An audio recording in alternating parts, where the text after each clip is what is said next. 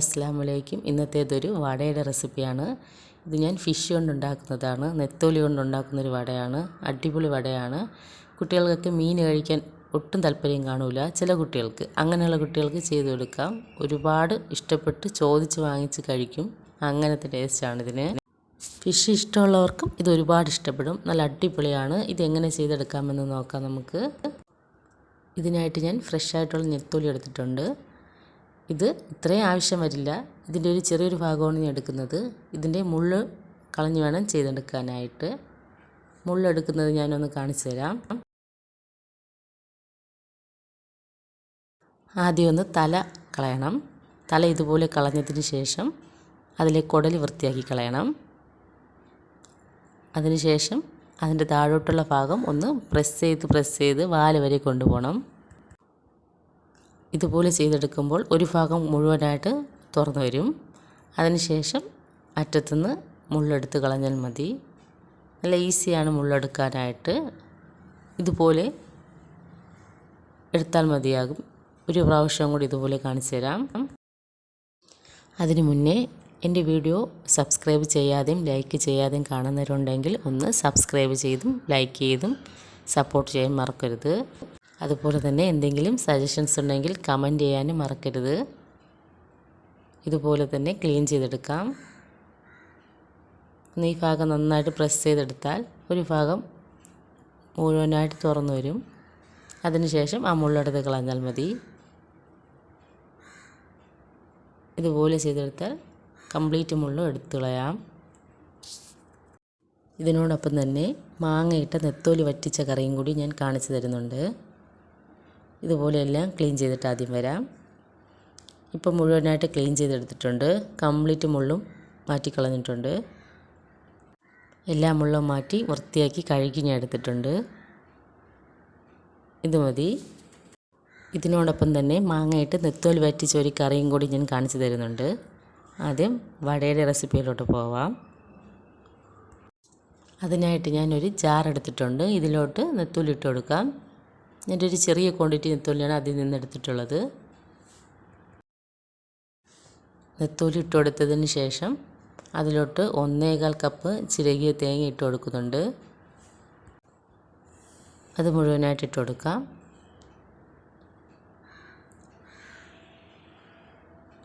അതിട്ട് കൊടുത്തതിന് ശേഷം ഇതിലോട്ട് എരിവിന് ആവശ്യമുള്ള മുളക് പൊടി ഇട്ട് കൊടുക്കാം. ഇനി ഇതിലോട്ട് 1.5 ടേബിൾ സ്പൂൺ പെരിഞ്ജീരക പൊടി ഇട്ട് കൊടുക്കാം. ഇനി ഒരു പീസ് പട്ടയും കൂടി ഇട്ട് കൊടുക്കാം. ആവശ്യത്തിനുള്ള ഉപ്പും കൂടി ആഡ് ചെയ്ത് കൊടുത്തതിന് ശേഷം നന്നായിട്ടൊന്ന് പേസ്റ്റാക്കി എടുക്കാം. ഇതിൽ വെള്ളത്തിൻ്റെ ഒന്നും ആവശ്യം വരില്ല. പട്ട ഇടുമ്പോൾ നല്ലൊരു ഫ്ലേവറാണ്. ഒരു ചെറിയൊരു പീസ് പട്ടയുടെ ആവശ്യമുള്ളൂ. നന്നായി പേസ്റ്റാക്കി വന്നിട്ടുണ്ട്. ഇത് മതി.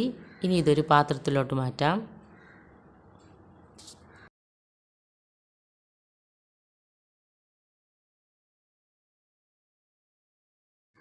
ഇതുപോലെ തിക്കായിട്ട് വന്നാലേ അത് കറക്റ്റായിട്ട് വട പരുവത്തിൽ പൊരിച്ചെടുക്കാൻ പറ്റുള്ളൂ. വെള്ളം ഒഴിച്ചാൽ ഒരുപാട് ലൂസായി പോവും. അതുകൊണ്ടാണ് വെള്ളം ഒഴിക്കേണ്ടെന്ന് പറഞ്ഞത്.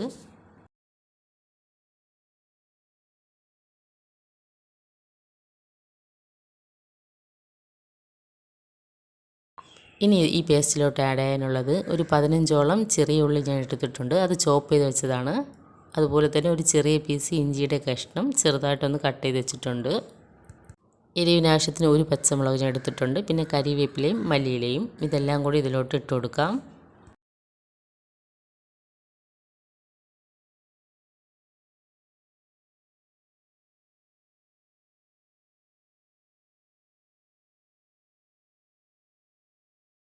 അതും കൂടി ഇട്ടതിന് ശേഷം നന്നായിട്ട് കൈ കൊണ്ടോ സ്പൂൺ കൊണ്ടോ നന്നായിട്ട് മിക്സ് ചെയ്തെടുക്കണം.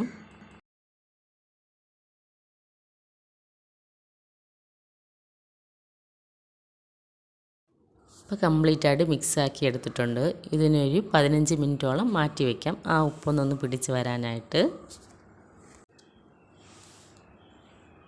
ഇനി നമുക്ക് കറി ചെയ്യാനുള്ളത് നോക്കാം.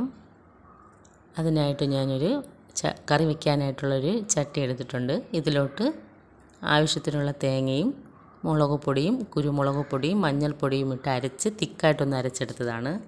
ഒരുപാട് പേസ്റ്റായിട്ട് അരച്ചതല്ല, കുറച്ച് തിക്കായിട്ട് ജസ്റ്റ് ഒന്ന് അരച്ചെടുത്തിട്ടുള്ളതാണ്. ഇനി അതിലോട്ട് ആവശ്യത്തിനുള്ള പുളി ഒഴിച്ചു കൊടുക്കാം. ഒരുപാട് പുളി ഒഴിച്ചു കൊടുക്കണ്ട. മാങ്ങയും കൂടി ഇടുന്നതുകൊണ്ട് ചെറിയൊരു രീതിയിൽ പുളി ഒഴിച്ചു കൊടുത്താൽ മതി. മാങ്ങയുടെ പുളിപ്പും കൂടി ആകുമ്പോൾ കറിക്കുള്ള പുളിപ്പായിക്കോളും. ഇത് കുറച്ച് തിക്കായിട്ടാണ് ചെയ്യണം, നല്ല ലൂസായിട്ടല്ല. ഇത്രയും തിക്കുണ്ട് ഇതിലോട്ട്. ഇനി ഇതിൽ ആവശ്യത്തിനുള്ള ഉപ്പ് ആഡ് ചെയ്ത് കൊടുക്കാം.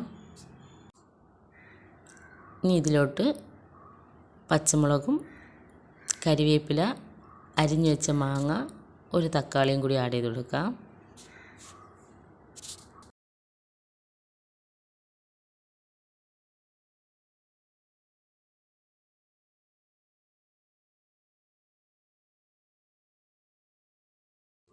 ഇനി ഇതിലോട്ട് നേരത്തെ മാറ്റി വെച്ച ബാക്കിയുള്ള മീനും കൂടി ഇതിലോട്ട് ആഡ് ചെയ്ത് കൊടുക്കാം.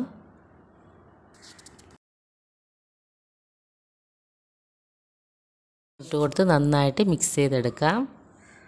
നല്ല തിക്കായിട്ടാണ് ഇരിക്കുന്നത്. മതി, ഇനിയൊന്ന് അടുപ്പത്തോട്ട് മാറ്റാം. ഇതിനി മൂടി വെച്ച് തിളയ്ക്കാനായിട്ട് വെയിറ്റ് ചെയ്യാം. ആ സമയം കൊണ്ട് നമുക്ക് നെത്തോലിയുടെ വട ഷേപ്പാക്കി എടുക്കണം. അത് ഞാൻ കട്ട്ലേറ്റിൻ്റെ ഷേപ്പിലാണ് ചെയ്തെടുക്കുന്നത്. ചെറിയൊരു റൗണ്ടിലാണ് ഞാൻ ചെയ്തെടുക്കുന്നത്. ഒരുപാട് ഓവറായിട്ട് വലിപ്പം വേണ്ട, ഉള്ളു വേവണം. അതുകൊണ്ട് ചെറിയൊരു വലിപ്പത്തിലാണ് റൗണ്ടാക്കി എടുത്തിട്ട്, കുറച്ച് തിക്കില്ല, കട്ടി കുറച്ചാണ് ഞാൻ ഷേപ്പാക്കി എടുക്കുന്നത്. ഇതുപോലെ ചെയ്തെടുത്താൽ മതി. ചെറിയ ചെറിയ ബോൾസ് ആക്കി എടുക്കണം ആദ്യം.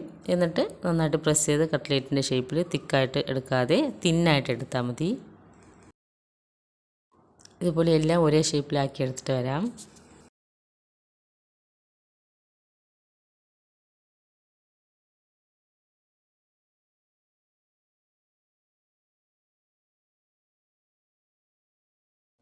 അതൊക്കെ റെഡിയാക്കി വെച്ചതിന് ശേഷം കറി നന്നായിട്ട് തിളച്ച് വന്നിട്ടുണ്ട്. നല്ല ഫ്ലേവറാണ്. ഇനി ഫ്രൈ ചെയ്യാനുള്ള ഓയിൽ വെച്ച് കൊടുക്കാം. ഞാനിത് വെളിച്ചെണ്ണയിലാണ് ഫ്രൈ ചെയ്തെടുക്കുന്നത്. ഓരോന്നായിട്ട് ചെറിയ ചൂടാകുമ്പോൾ ഇട്ട് കൊടുക്കണം. അതിനുശേഷം ലോ ഫ്ലെയിമിൽ വേണം ഫ്രൈ ചെയ്തെടുക്കാനായിട്ട്. തീ കൂട്ടി വെച്ചാൽ പുറം നല്ല പൊരിഞ്ഞു പോവുകയും അകം വേവാതിരിക്കുകയും ചെയ്യും. അതുകൊണ്ട് ലോ ഫ്ലെയിമിൽ വെച്ചൊന്ന് കുക്ക് ചെയ്തെടുത്താൽ മതിയാകും.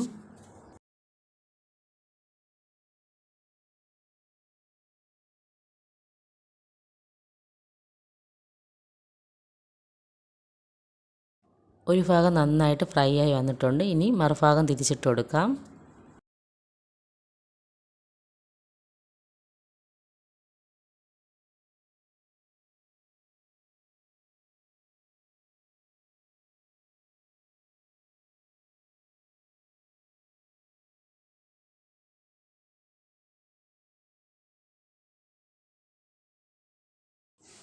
എല്ലാം ഒന്ന് തിരിച്ചിട്ട് കൊടുത്തിട്ടുണ്ട്.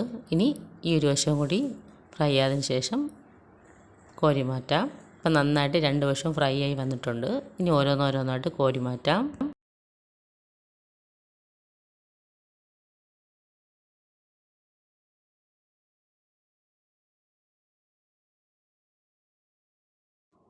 വട ഫ്രൈ ആയി വരുന്ന സമയം കൊണ്ട് കറി റെഡി ആയിട്ടുണ്ട്. നല്ല അടിപൊളി തിക്കായിട്ടുള്ളൊരു നെത്തോലി വറ്റിച്ച കറിയാണ്. എന്തായാലും ഈ കറി ട്രൈ ചെയ്ത് നോക്കാം. മാങ്ങയൊക്കെ ഇട്ട് വെച്ചതുകൊണ്ട് നല്ലൊരു ഫ്ലേവറാണ്. ആ കറിയുടെ മണം നല്ല മണമാണ്. എന്തായാലും ഒന്ന് ട്രൈ ചെയ്ത് നോക്കണം. എന്തായാലും എല്ലാവർക്കും ഇഷ്ടപ്പെടും ഈ കറി.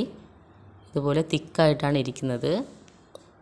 ഇത് ഒരുപാട് സ്പൂൺ കൊണ്ട് മിക്സ് ചെയ്ത് കൊടുക്കരുത്. എല്ലാം കറക്റ്റ് പാകത്തിന് കുക്കായി വന്നിട്ടുണ്ട്. നല്ല അടിപൊളി കറിയാണ്. ഇതുപോലെ വേണം മിക്സ് ചെയ്ത് ഇടയ്ക്കിടയ്ക്ക് ഇതുപോലെ വേണം ചെയ്തെടുക്കാനായിട്ട്, അല്ലെങ്കിൽ അടിയിൽ പിടിക്കുകയും കട്ടിയായതുകൊണ്ട്. എന്തായാലും ഞാൻ ഈ ചെയ്തിട്ടുള്ള നെത്തോലി കൊണ്ടുള്ള ഈ 2 വിഭവങ്ങളും ചെയ്ത് നോക്കണം. അടിപൊളിയാണ്. മുതിർന്നവർക്കും കുട്ടികൾക്കും ഒക്കെ വട ഇഷ്ടപ്പെടുന്നതാണ്. കറിയും അതുപോലെ തന്നെ. ഇനി അടുത്തൊരു നല്ല വീഡിയോ ആയിട്ട് ഇനിയും കാണാം. Thanks all.